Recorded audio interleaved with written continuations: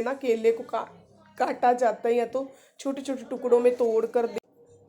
अब बैठ गई हूँ। अब मुझे सत्यनारायण भगवान की कथा पढ़नी, बहुत लंबी कथा है, उसको पढ़ने में भी कम से कम 25 मिनट लगेंगे, क्योंकि मैं भी उसकी हैबिचुअल नहीं हूँ। पापा पढ़ते हैं ना हमेशा, लेकिन मैंने भी एक दिन सपना देखा था। सच में जिस सपने में मुझे ये इंडिकेशन मिल रहा था कि मुझे सत्यनारायण भगवान की कथा करना चाहिए, लेकिन सुबह ना मुझे टाइम नहीं होता, इसलिए मैं नहीं करती हूँ। कभी कभार सुन लेती हूँ, पापा कर रहे होते हैं ना कथा, तो मैं सुन जरूर लेती हूँ, लेकिन कथा नहीं करती हूँ। लेकिन आज मुझे कथा करनी है, क्योंकि पापा की तबीयत ठीक नहीं है ना। ये शशु भी उठकर आ गया है बिस्तर से, उसे भी मम्मी ने उठा दिया है आवाज़ लगाते लगाते कि हम कथा कर रहे हैं, जल्दी से उठ जाओ।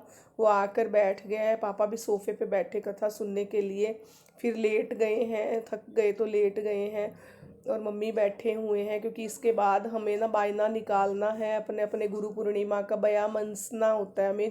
जल की एक अंजलि डालने के बाद ना हम अपना बायना निकालते हैं। सुहाग भाग के निमित्त ये बायना निकाला जाता है।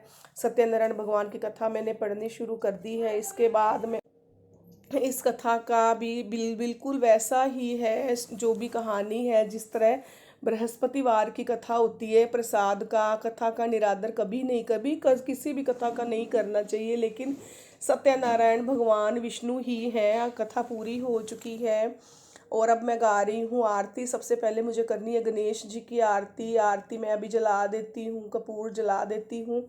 इसके बाद आरतियाँ गानी शुरू करूँगी। सबसे पहले गणेश भगवान की आरती, उसके बाद गाऊँगी लक्ष्मी जी की आरती, उसके बाद मुझे गानी है बजरंगबली की आरती, फिर उसके बाद गानी है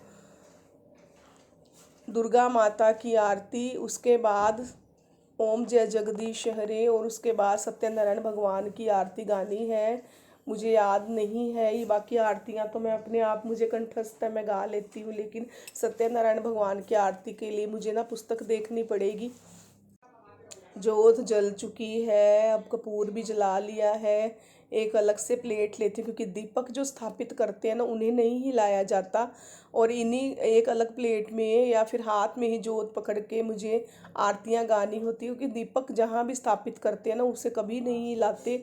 वो ईश्वर के नाम पे स्थापित होता है, एक प्रकार से उसमें भगवान का निवास हो जाता है, फिर उसे नहीं हिलाया जाता। आरती हमेशा अलग होनी चाहिए।